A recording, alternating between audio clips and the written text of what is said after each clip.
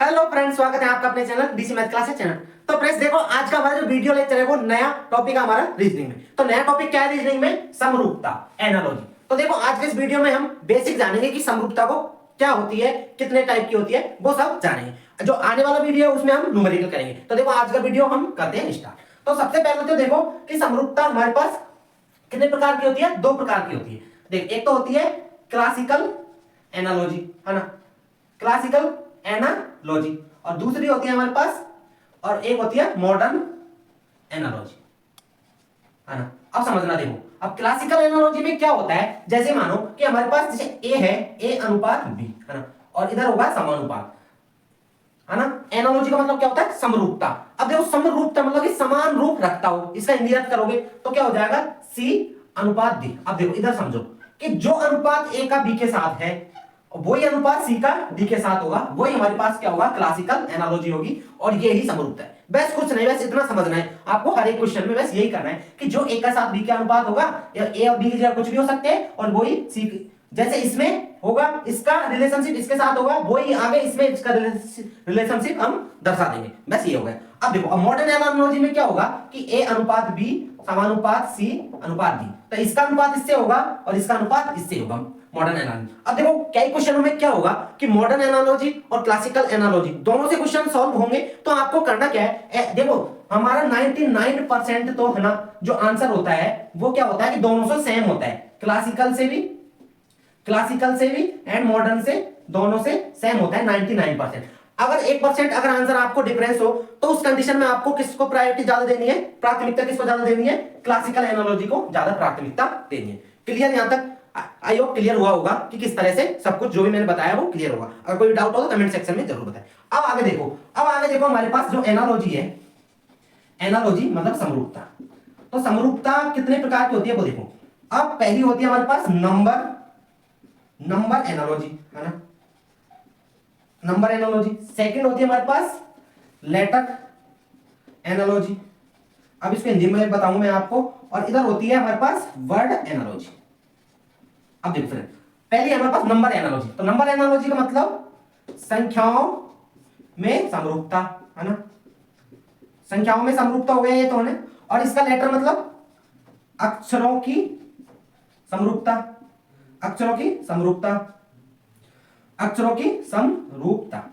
और ये हो जाएगा वर्ड एनालॉजी मतलब शब्दों की समरूपता, शब्दों की समरूपता। Clear? I hope friends clear होगा। बस ये है कि इसमें तीन तरह के। अब देखो जो हमारे पास ये पार्ट होता है हमारे पास वर्ड एनालॉजी, तो ये वर्ड एनालॉजी होता है ना, तो इसको क्या करेंगे, ये हमारे पास जी के बेस होता है। ये आपका अगर जिसकी भी जी के अच्छी होगी तो उसका ये कॉन्सेप्ट हमारे पास क्लियर हो जाएगा, वो इसका धुरंधर माना जाएगा। अब देखो किस तरह से होगा, अगर मानो जैसे इस तरह से होगा, जैसे मरीज का किसके साथ रिलेशनशिप है? डॉक्टर के साथ रिलेशनशिप है, डॉक्टर के साथ रिलेशनशिप है, तो इधर क्या हो जाएगा? समानुपात। ऐसे ही विद्यार्थी का, तो विद्यार्थी का, और इधर क्वेश्चन मार्क हो जाएगा। आपको दिख रहा होगा ये फ्रेंड्स कि विद्यार्थी का किसके साथ रिलेशनशिप होगा? तो देखो मरीज का डॉक्टर के, मतलब डॉक्टर किसको देखता है? मरीज को, या फिर मरीज किसके पास जाता है? डॉक्टर के पास। ऐसे ही विद्यार्थी को कौन हैंडल करता है, या फिर जो भी शिक्षा देता है वो क्या होगा? ऑप्शन में आपको दे देगा, जैसे एक मतलब कि अध्यापक, अध्यापक यहां पर दे देगा, दो डॉक्टर यहां पर दे देगा फिर से ही, है ना। ऐसे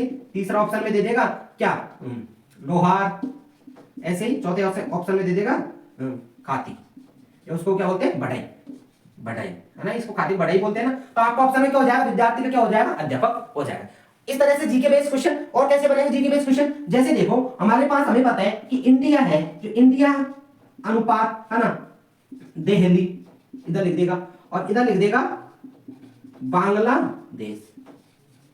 अब देखो, अब मतलब इसका मतलब क्या होगा कि जो हमारी भारत की राजधानी है वो क्या है? दिल्ली है। तो ऐसा ही समानुपात यहाँ क्या हो जाएगी? बांग्लादेश की राजधानी आगे क्या आने वाली है? यहाँ पर समानुपात में हमारे पास अनुपात में बांग्लादेश की राजधानी क्या आ जाएगी? ढाका। बांग्लादेश की राजधानी क्या होती है? ढाका होती है। सिंपल सी बात है। तो इस तरह से जीके बेस्ड क्वेश्चन ये हो जाएगा। अब उसके बाद देखते हैं हम कि लेटर एनालॉजी क्या होती है। तो लेटर एनालॉजी में क्या होगा? तो लेटर एनालॉजी में देखो इस तरह से होगा, जैसे JAIPUR, जयपुर अनुपात, है ना। जयपुर का अनुपात किससे है?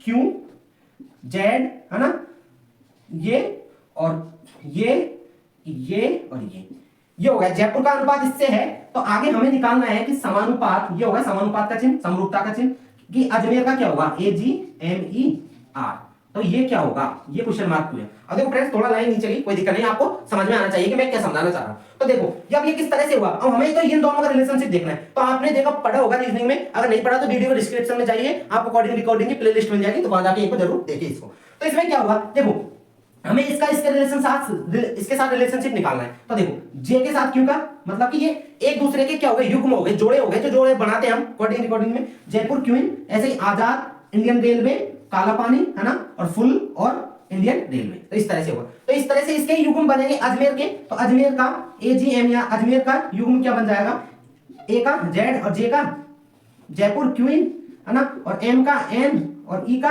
इवनिंग और आर का इंडियन रेलवे। तो इसका आंसर, करेक्ट आंसर ये हो जाएगा, इसका आंसर ये हो गया क्लियर। अब हमारे पास ये देखो दो हो गए। अब नंबर एनालॉजी, तो देखो ज्यादातर जो क्वेश्चन होते हैं वो यहां से आते हैं, ये बड़ा ही इंपॉर्टेंट टॉपिक है नंबर एनालॉजी। अब देखो नंबर एनालॉजी में क्या हुआ फ्रेंड्स, अब देखो एक चीज और समझनी है आपको, यहीं पर मैं इसी के अंदर समझा देता हूं कि देखो नंबर एनालॉजी किस तरह से होगी। जैसे मेरे पास है 9, है ना, 9, 25 समानुपात और 49 ये दे दिया, और आपको दे दिया क्वेश्चन। अब आपको ऑप्शन में दे दिया, 81, है ना, और बी दे दिया 121, सी दे दिया 144 एंड डी दे दिया आपको कितना 100। अब बताओ इसका आंसर क्या आएगा। अब आपको देखो सिंपल सा है, इस क्वेश्चन को कोई भी सॉल्व कर लेगा। अब एक स्टूडेंट है, देखो रीजनिंग का मतलब क्या बताया मैंने, तर्क शक्ति, सोचने की क्षमता, कि सब अलग अलग सोचते हैं। तो एक स्टूडेंट ने तो क्या सोचा कि सारे कि ये क्या है 3 का स्क्वायर और ये क्या है 5 का स्क्वायर, इन दोनों में रिलेशनशिप आ गया, ये आ गया, है ना, कि 3 के बाद 2 ऐड हो रहा है, फिर उसमें स्क्वायर हो रहा है, मतलब 3 का स्क्वायर हुआ, फिर उसमें 2 ऐड हुआ, फिर 5 का स्क्वायर हो गया। तो ऐसी तरह से इसमें क्या हो जाएगा, ये कितने का स्क्वायर है 7 का स्क्वायर, 7 में 2 जोड़ देंगे तो कितने का स्क्वायर हो जाएगा 9 का स्क्वायर हो जाएगा। तो ये आ गया। अब देखो ऑप्शन में 81 ये हो गया करेक्ट, आपने कर दिया करेक्ट और आप आ गए कि बिल्कुल सही किया मैंने, तो आप हो गए राजी। अरे राजी हाँ, तो इधर देखो ना ये क्वेश्चन आपने गलत कर चुके हैं इसको। अब देखो आप, अब एक जना आया, एक जो देखो ऐसे क्वेश्चनों को ऐसे ही कुछ स्टूडेंट सॉल्व करते हैं। अब वो आया ऐसे आंख मसल दो और बस उसने तो देखा क्या हो रहा है कि मैंने देखा कि प्राइम नंबर मतलब कि अभाज्य संख्या। तो देखो वहां पे क्या हुआ, 3 का स्क्वायर, 5 का स्क्वायर एंड 7 का स्क्वायर, आगे किसका स्क्वायर हो जाएगा 11 का स्क्वायर। तो प्राइम नंबर मतलब अभाज्य संख्या है ना। तो देखो 3, 5, 7, 11, तो इस तरह से 3 का स्क्वायर, 5 का स्क्वायर, 7 का स्क्वायर और 11 का स्क्वायर। तो 11 का स्क्वायर आया तो कितना आया 11 का स्क्वायर 121। तो इस तरह से इसका आंसर क्या हो जाएगा 121 करेक्ट आंसर हो जाएगा। तो आपको अब यहां ध्यान रखने की बात क्या है, हमें ये पॉइंट लिखा है, इसको आपको याद रखना है कि फ्रेंड्स हमें जो प्राथमिकता देनी है वो किसको ज्यादा देनी है, प्राथमिकता, है ना। तो प्राथमिकता सबसे फर्स्ट नंबर पे देनी है प्राइम नंबर को, है ना, प्राइम नंबर को मतलब कि अभाज्य संख्या को, अभाज्य संख्या को। उसके बाद सेकंड नंबर पे देनी है क्यूब को, उसके बाद तीसरे नंबर पे स्क्वायर को मतलब कि घन, ये होगा वर्ग। उसके बाद क्या आ जाएगा मेरे पास चौथा भाग या फिर गुणा, या भाग कर दो या फिर गुणा कर दो। अब जैसे मैंने मुझे चाहिए 4 में भाग दिया 2 का, तो इसको मैं गुणा भी तो लिख सकता हूं 4 × 1/2, गुणा और भाग एक ही बात है, कोई दिक्कत नहीं है ना। और 5वें नंबर पे आ जाता है हमारे पास क्या, वो मतलब क्या बोलते हैं उसको, अंकों से, है ना, अंक गणित से। जैसे हमारे पास अंकों से, है ना, ये मैं बताऊंगा जैसे जैसे सॉल्व करूंगा मैं क्वेश्चनों में कराऊंगा तो मैं बता दूंगा सारी चीज, है ना। और लास्ट में क्या आ जाएगा हमारे पास जोड़ और बाकी, जोड़ व बाकी से, अंकों से इसको या बोलते हैं, तो मैं बता दूंगा ना। तो आपको देखो सबसे पहले हमें प्रायोरिटी दी, अब किसमें इस सवाल में किसको प्रायोरिटी दी मैंने, जिसने प्राथमिक संख्या से बनाया उसको मैंने प्रायोरिटी दी और उसका आंसर करेक्ट माना यहाँ पर। तो आइए फ्रेंड्स ये सारा जो भी मैंने बताया आज की इस वीडियो में वो क्लियर हुआ होगा। अब देखो यहां से ही हम देखो हर एक क्वेश्चन को बनाएंगे। अब देखो हर आप रोज के रोज आपको एक वीडियो मिलेगा और उसमें अच्छे क्वेश्चनों को मैं सॉल्व कराऊंगा और आपको क्वेश्चन करने को भी दूंगा। तो आज के लिए इतना ही। अगर कुछ डाउट हो तो कमेंट सेक्शन में जरूर बताएं और वीडियो अच्छी लगे वीडियो को जरूर लाइक करें और अपने दोस्तों को शेयर जरूर करें। थैंक यू, जय हिंद, वंदे मातरम। मिलते हैं अगले वीडियो में, तब तक देखते रहिए डीसी मैथ क्लासेस चैनल पर रीजनिंग।